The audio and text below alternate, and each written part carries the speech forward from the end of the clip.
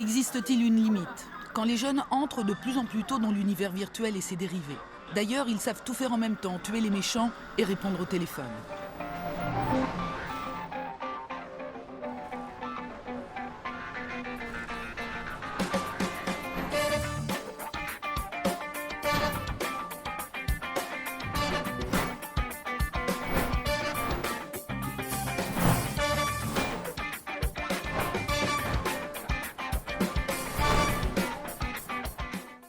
On cause YOLO ce soir, toujours tous ensemble.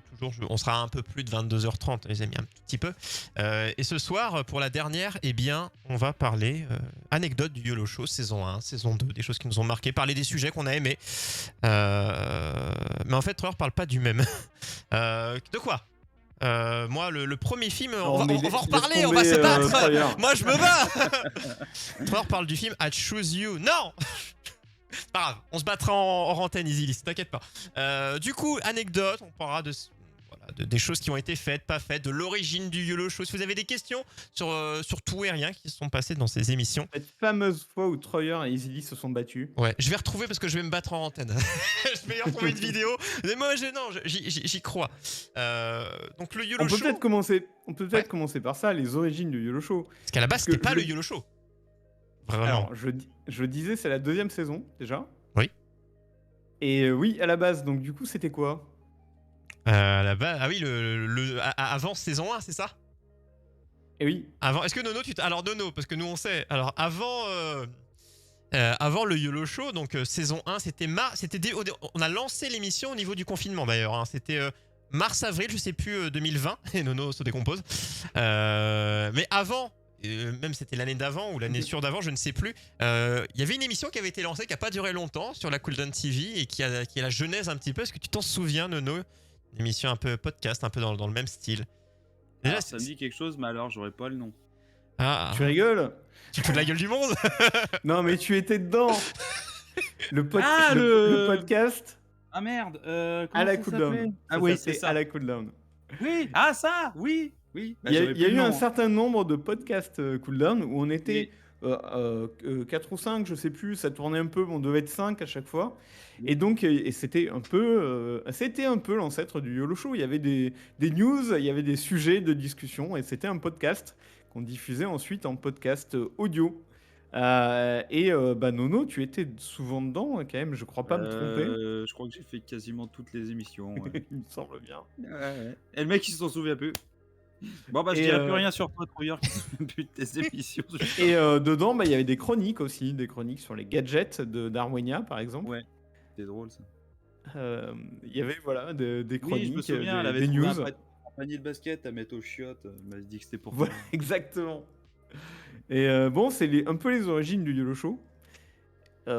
Après, cette émission à la Cooldown, bon, elle était un peu compliquée à faire parce qu'on était nombreux, fallait préparer, trouver un moment où on était tous présents, c'était un peu chaud.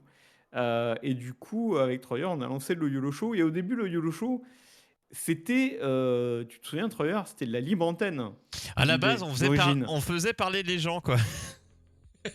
On avait ce channel YOLO Show qui est toujours là sur le Discord, et du coup, on prenait les gens en libre antenne. On parlait d'un truc, d'un sujet, on lançait un sujet, on discutait avec Troyer, et puis on disait dans le chat, et dans le Discord, tiens, qui est-ce qui veut contribuer et qui a un micro potable, et on discutait avec les gens.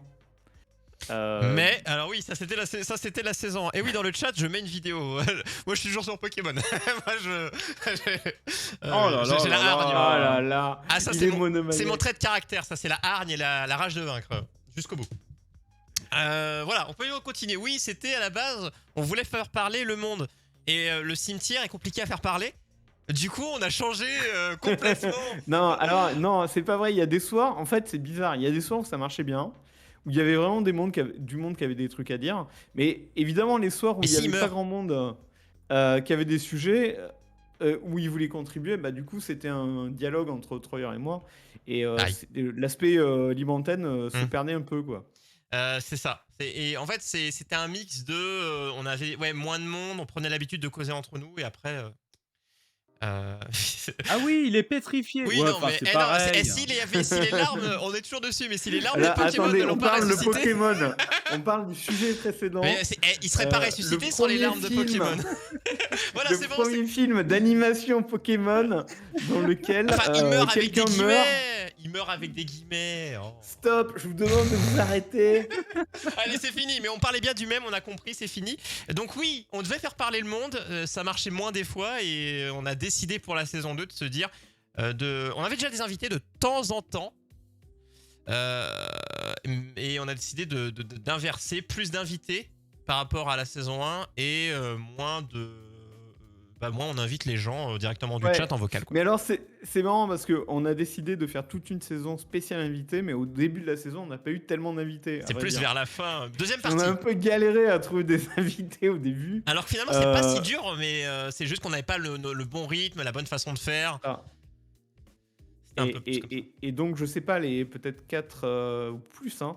Voilà, les 4 premières, on les a fait sans invité. Et après, on a eu notre premier invité qui était Captain Café. Grâce à Woody. Captain Café, qui est un pote de Woody, tout à fait. Woody, notre autre chroniqueur. Voilà, qui aurait voulu être là ce soir, mais qui ne peut pas, qui vous fait de gros bisous. Capsule Pod, allez-y. Moi aussi. Tu dire ça. J'aurais dû dire non. Et Captain Café, comme son nom l'indique, c'est un passionné de café qui a changé de vie et qui fait son business de café. Et qui est lancé maintenant. Hein. On n'a pas eu vraiment de nouvelles dernièrement. Il y a eu le Covid, ça n'a pas dû évidemment l'aider beaucoup. Il a le temps que je retrouve, il a son Instagram pro qui est lancé pour sa boîte. Faudrait que je le. Mais est-ce qu'il a créé un lieu de dégustation de café, tout ça? Je pense qu'il n'y est pas encore. Je pense qu'il est encore chez lui et la boutique. C'est pas. On n'y est pas encore. Je vais tenter de retrouver ça et je vous donne le lien de son Instagram parce que c'est prévu d'avoir un pas de porte mais en attendant de pouvoir commander en ligne tout ça du café. Et toi Nono, amateur de café? Oui, j'aime bien. Écoute, nous on s'est aperçu qu'en fait on pouvait faire des YOLO shows ultra longs et hyper intéressants sur n'importe quel sujet et le café c'était un bon sujet pour commencer. En fait quand tu creuses la question, tu t'aperçois que il y a le côté social où il est allé rencontrer des gens pour trouver du bon café, les différents pays, les différentes manières de torréfier, son business, l'aspect de business, voilà, je vous mets etc. Mazé, MAZ2, tiré du bas, torréfacteur. En fait, quand tu déroules le fil, tu peux faire 2 heures d'interview passionnante avec, si la personne est passionnée, évidemment. Mais en tout cas, avec des gens passionnants, tu peux facilement faire des longues interviews comme on les fait cette saison du YOLO Show. C'est ça. Et là, ouais, c'est plutôt bien lancé. Et là, je vous ai mis, comme je vous dis dans le chat, hein, donc sur Instagram, mazé-du-bas torréfacteur, donc mazé M-A-Z-E. Et après, il y a son site qui est en cours. Voilà, vous pourrez commander en ligne du café. Un pro, comme on en voit des fois. Et moi qui suis pas très amateur de café, juste après l'émission, j'ai eu envie à 23h d'aller boire un bon café. Un bon café. Alors, j'avais pas forcément de bon café chez moi, mais en tout cas. Il s'est fait un jus de chaussette dégueulasse et il a fait c'est bon, j'arrête. C'est bon, c'est fini. Mais en tout cas, très très cool et ça a bien lancé en fait notre saison 2 parce qu'il fallait aussi se relancer, se dire comme ça faisait longtemps qu'on n'avait pas eu d'invité entre la pause du mois d'août et le début de l'émission. On n'a pas lancé la première de la saison 2, elle était le 7 octobre. Donc en fait, ça faisait 2 mois et demi, quasiment 3 mois qu'on n'avait pas eu d'invité. Donc ça a été à prendre à gérer. Et une interview à 2, à 3, du coup, c'est pas si évident à faire. Donc, et après, on essaie d'en avoir. Pas se marcher dessus, trop se couper la parole et puis et avoir un bon rythme d'interview, c'est vrai que c'est pas évident. On a eu Hypnosphère aussi, qui était très intéressant. Voilà, j'allais le dire. En fait, Hypnosphère, on l'avait eu la saison d'avant déjà. Pendant l'émission d'été, je crois. Il me semble. Je ne sais plus. Émission sous hypnose le 15 juillet, voilà, saison 1. C'est ça. Et donc, oui, on a fait de l'hypnose en live dans le YOLO Show 2 fois. Ouais. Avec une hypnosphère, alors qui lui aussi a un peu souffert de la période Covid, parce que du coup, l'hypnose de rue, qui est sa spécialité, c'est complexe. Il ne pouvait plus, et du coup, il faisait des vidéos avec de l'hypnose par visio, parce que figurez-vous que c'est possible. Mais bon, ça marchait moins bien. En tout cas, c'était très intéressant aussi ces émissions là d'hypnose. Il y avait Isis qui était là, Yatik. Yatik, ouais. Qui... Et un collègue, un ami, enfin un hypnotisé, un client. Très réceptif. Je sais pas comment il s'appelle. Très réceptif. Mais je sais plus, mais il était très réceptif à l'hypnose. Hypnosphère sur YouTube, hein. Hypnose, plus loin, sphère, si vous voulez aller regarder. Hein. C'est assez cool, assez hypnotisant. Restons dans le thème. Et c'était assez sympathique comme émission, ça nous changeait un petit peu d'avoir une vraie expérience, quelque chose d'assez ludique, quelque chose d'assez cool, sans être dans la même pièce, quoi. Ça, c'est quelque chose d'assez sympathique. Tu vois, par exemple, pour l'émission avec Marc, hein, du coup, au niveau de Captain Café, eh bien, ça me manquait qu'on soit tous autour d'une table et qu'il nous fasse goûter du café, putain. ça aurait été cool, par exemple. Ça aurait été trop bien. Et pourquoi le show s'arrête? Parce qu'on n'est pas assez payé. Question suivante. Alors, bon, déjà, le YOLO Show arrête sa saison comme tous les ans. Hein. Du coup, ça c'est normal. Ça c'est normal. La saison du YOLO Show s'arrête à l'été. Et l'été dernier, on a fait un YOLO Show spécial été où c'était le YOLO Show en tongue. Comment on avait appelé ça? Un truc comme ça. Ouais, c'est ça. Les YOLO en tongue ou je sais pas quoi. Et donc c'était plus détendu, carrément on jouait. C'était du jeu vidéo et un peu de discussion. Et là, on a maintenu classique jusqu'à la fin. Voilà, là on a duré un peu plus longtemps sur la saison du YOLO Show. Et puis bon, écoutez, pour l'instant on est en pause. En fait, on est en discussion. On verra ce qu'on fait l'an prochain. On verra en septembre s'il y a quelque chose ou pas. C'est possible et comme pas possible. On va en discuter au mois d'août avec Lo et on verra si on vous sort quelque chose. Si on vous sort quelque chose, ce sera mieux. Soit il y a rien, soit il y a mieux. Et ce sera sûrement un peu différent, puisque la première saison du YOLO Show, c'était donc plutôt de la libre antenne. Et la deuxième saison, c'était plutôt des invités. S'il y a une troisième saison, ce sera bien sûr un concept légèrement différent. Mais si vous avez des idées, on les prend et ça peut peut-être nous motiver, donc n'hésitez pas. Non. Voilà, la dernière fois que je donnais une idée, j'ai dû me taper des Tu t'es retrouvé chroniqueur. Mais toi, Nono, s'il y a une saison 3, tu y reviens? Le silence est magnifique. On peut peut-être d'ailleurs parler de nos fantastiques chroniqueurs. Donc Nono et son ciné-game. T'en as fait, je sais pas, 7 ou 8 peut-être ouais, au moins. Il y a eu, je me souviens de Monster Hunter. Il y a eu Resident Evil. Mais il y a Resident Evil, voilà. Assassin's Creed. Il y a eu quoi d'autre? Écoutez, Tron, voilà, c'est ça. Ah, il y en a eu. Allez voir la chaîne YouTube du YOLO Show, si j'arrive à l'écrire correctement. Chaîne YouTube ou podcast audio, les amis. Vous allez sur le dernier lien, fan link, et vous avez tous les liens YouTube, Twitter. Et vous avez notamment les chroniques à part, les chroniques de Nono. De Yo-Yo. De YOLO. Des fois, je dis le film c'est de la merde, et des fois, je dis non, mais quand même, il est plutôt bien. Et notre autre chroniqueur, c'est Woody. Donc Woody, c'est un peu spécial parce que sa chronique, en fait, c'est une sorte de teaser de son podcast mensuel. C'est ça. Son podcast, c'est le Capsule Pod. C'est une capsule temporelle des actus geeks d'il y a 30 ans, jour pour jour. Et donc, chaque mois, il venait nous passer un petit bout, un petit extrait de tous les sujets de son Capsule Pod. Et on discutait d'un sujet en particulier qu'il avait traité, lui, un peu plus rapidement. Et nous, on s'étendait dessus. Donc, Woody, Woody, W-O-O-D-Y, si vous voulez le retrouver sur Twitter et retrouver ces deux podcasts. Parce qu'il y avait aussi Capsule Legacy où il s'étendait beaucoup plus sur des sujets avec un invité à lui. Mais c'est vrai que c'était Capsule Pod. Et c'était bien cool, en tout cas, de s'étendre sur des sujets des années passées, quoi, parce que tu peux nous expliquer son concept. On a parlé de Supercopter, on a parlé de la petite maison dans la prairie. Enfin, c'est assez varié, ouais. C'est ça. Parce qu'il revient en fait sur. Il se poste en journaliste, un peu, on va dire ça comme ça, mais de l'époque. C'est-à-dire que s'il y a des grosses conneries qui ont été dites à l'époque et débunkées plus tard, il dit la grosse connerie parce qu'il se remet comme s'il était à l'époque de l'actu cinéma, séries, musique, jeux vidéo, manga. La pop culture. Mais c'est générique, quoi. Ouais, c'était beau ça. Airwolf. Supercopter. Et après, t'as arrêté parce que bon, c'était toujours pareil. Donc... Ah non, après tu passais à K2000 et après tu passais à. Je sais pas, il y en avait plein des séries comme ça. Il y avait Tonnerre mécanique. Ouais. Tonnerre mécanique qui était une sorte de Airwolf, ça ressemblait. Mais c'était un peu plus. Avec une moto. J'ai pas connu ça. Ah oui, avec la moto, voilà. Oui, c'est ça. Ils ont fait un véhicule, tout ce qui roulait ou volait. Hein. Ils ont tout fait. Il manquait le bateau, je sais pas s'il y a eu.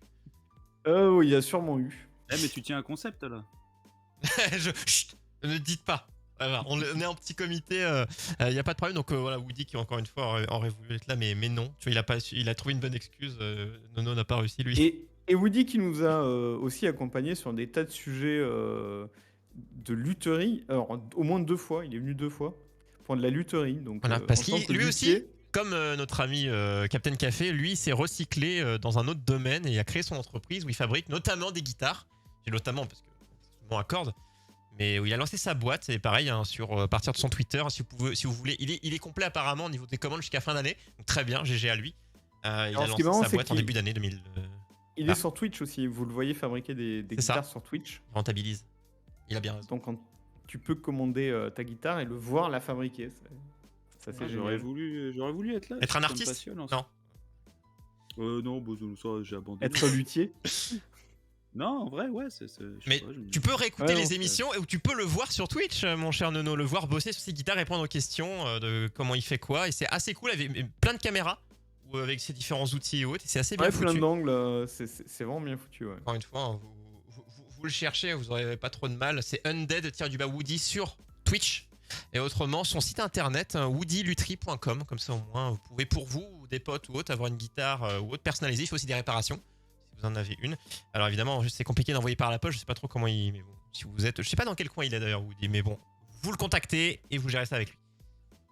Mais c'était assez sympathique. On le réinvitera une 3e fois s'il y a une saison 3. Une fois par saison. On va parler lutherie. Et on a invité certains de tes potes aussi, Troyer, dans le milieu de l'informatique, on va dire, ou dans le milieu du jeu vidéo, il y a eu le bistrot des gamers Ah oui, au début je cherchais, mais j'ai pas de potes. Je comprenais pas. et Console Fun, si, quand Ouais. même. Ouais, Console Fun et le bistrot des gamers, deux endroits, un où j'ai officié, un autre où je suis toujours. Et où c'est voilà, des regroupements, et c'était assez sympathique d'avoir l'historique de sites, d'associations, d'organismes qui s'intéressent aux jeux vidéo ou autre. Et je trouve ça assez sympa de voir la passion qui transpire avec, parce qu'à chaque fois on a invité le créateur de chaque côté pour nous expliquer l'aventure. Et moi je trouve ça. Moi, j'ai créé un site internet, vous m'avez pas invité. Ah, t'as créé quoi J'ai la plus T'as créé grosse.com. quoi J'ai peur, j'ai un peu peur. Bah, pixelsgag.com. Ah oui, bien sûr. Et vous m'avez pas invité. Et là, on voit la sueur en plus. Hein. Là, on la voit, la sueur. Ouais. Non, mais tu sais, parce qu'ils étaient très intéressants, c'est pour ça qu'on les a invités, eux. D'accord. C'est ça. Non, mais Mais je Notamment, je note. Console Fun, notamment, c'était dans leur mouvement, ce qu'ils avaient créé, en fait, cette espèce d'entraide pour essayer de choper des PS5. Ah oui, dernièrement. Un fil de news pour savoir où il y avait des stocks. Et du coup, Et ça marche toujours aussi bien. Je suis allé voir il y a pas longtemps, les gens s'entraident toujours. Et c'est assez fou de voir que les gens ne se marchent pas dessus comme ça peut l'être pendant les soldes dans les magasins, où les gens prennent 15 télés, les mettent dans le chariot et se marchent dessus. Là, c'est vraiment. S'il y a quelqu'un qui en a déjà une et qui. Ah, il y en a une, il y en a tant qui sont près de chez moi, attendez, je vous la réserve, tu m'envoies le. Enfin, ensuite, je la prends pour toi. Enfin, les gens ne se connaissent pas et cèdent. Alors, ça peut paraître futile pour des gens venus d'extérieur de céder pour avoir des consoles, mais je trouve ça bien. En tout cas, c'est une communauté qui s'entraide, tout simplement, et peu importe le domaine, quoi. Après je vous remercie, les gars, parce que je sais que pendant l'entretien avec le mec de Console Fun, vous avez parlé de la rédac. Ça Oui. m'a fait chaud au cœur. Ça m'a fait effectivement, ouais. Voilà, faut le dire. Effectivement. Bon, pour dire qu'elle était morte et qu'on n'en avait plus, mais que, en tout cas, pas grave. qu'on savait, qu'on comprenait que c'était compliqué ce qu'ils faisaient. Parce que Console Fun, c'est un vrai site avec plein de news, etc. C'est un vrai site complet, quoi. Et c'est vraiment un boulot de fou. Ouais, dans le top, je sais plus combien ils sont maintenant. Je peux aller voir dans le. Ils sont devant c'est 100% des bénévoles et ils sont devant. 20 au moins, je pense. Ils sont devant plein de sites qui sont remplis de salariés et c'est toujours très intéressant de voir que la passion, des fois non payée, surpasse l'argent. Ah, mais des fois, on a été dans le top. Hein. Puis après, t'as Webedia qui arrive, mon gars, et il te largue une vieille bombe. Cooldown, donc pour ceux qui débarquent et qui savent pas, on a eu un vrai site complet avec une rédac. Nono, d'ailleurs, était chef rédac sur la deuxième partie de la rédac, on va dire. Et on avait un site qui avait du trafic, hein, qui était plus ou moins reconnu. Et on était peut-être dans le top 15, quelque chose comme ça, Non. en termes de trafic, ou moins que ça? Non, moins que ça. Top 30? Top 100? Top 40? Top 50, 40. Génération top 50? 40. Bon, on l'a mal fait, mais c'est pas grave.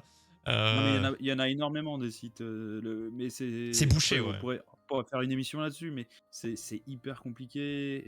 Quand t'es bénévole, en fait, le problème, c'est que l'information sur Internet, c'est de l'immédiat. Il faut être 1 minute avant tout le monde, quoi. Et quand t'as des...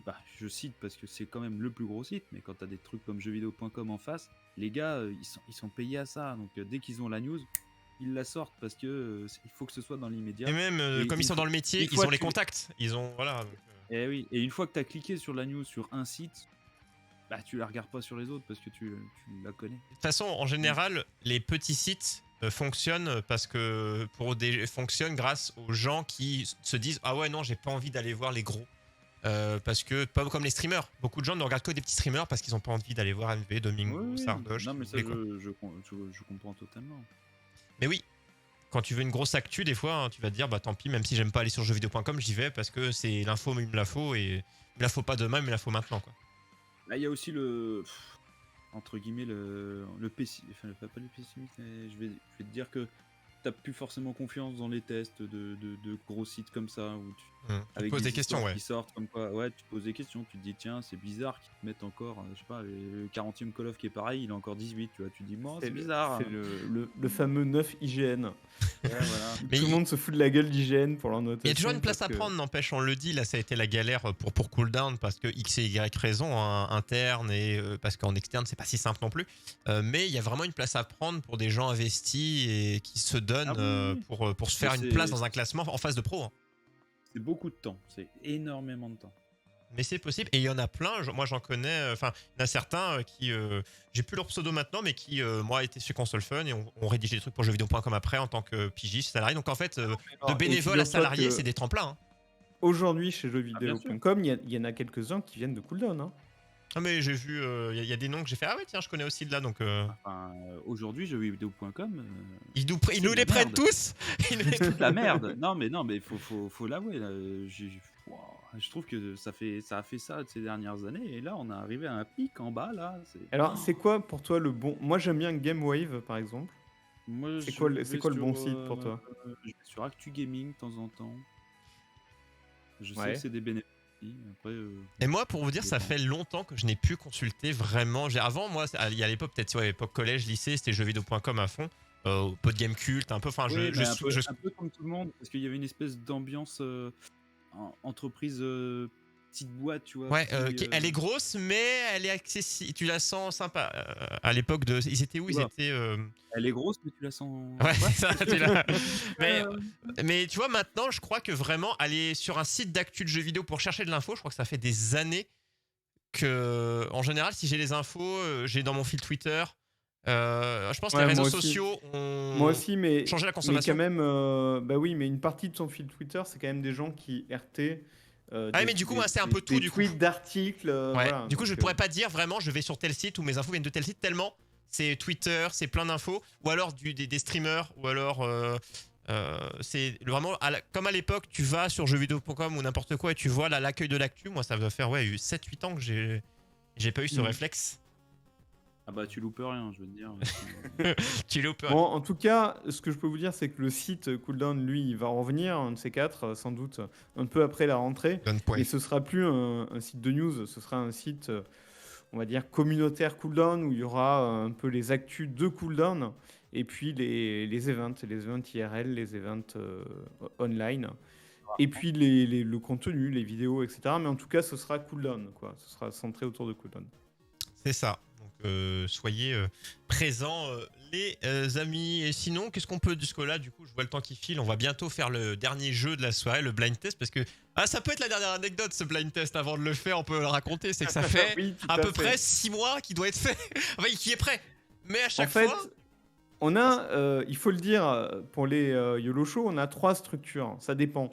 On a soit 3 conducteurs, soit le conducteur avec quand on a un chroniqueur, donc Nono ou Woody, là c'est un conducteur. On a un conducteur quand on a un invité. Ouais. Et un quand on est que moi et Lo. et un quand on est deux. Et dans celui où on a l'invité, on est censé avoir un quiz. C'est-à-dire qu'on a notre invité, on fait notre interview, et à la fin, pour détendre l'atmosphère et pour finir la soirée, on fait un quiz. Sauf que, en fait, souvent, l'interview, elle dure des plombes. Elle dure beaucoup plus longtemps que prévu. Trop de passion. Trop de trucs à dire où notre invité est très bavard. Et donc, quand c'est comme ça, le quiz, il saute, on le fait pas. Et là, ça fait donc combien de mois? Ça fait, je pense... est-ce qu'avec Anna... je crois qu'on n'a pas fait de... Ça fait au moins 4 mois, hein, je pense. Blind test. Ça fait depuis... Je peux te le dire. Ça fait depuis le 14 avril. Ah oui, voilà. Ça va.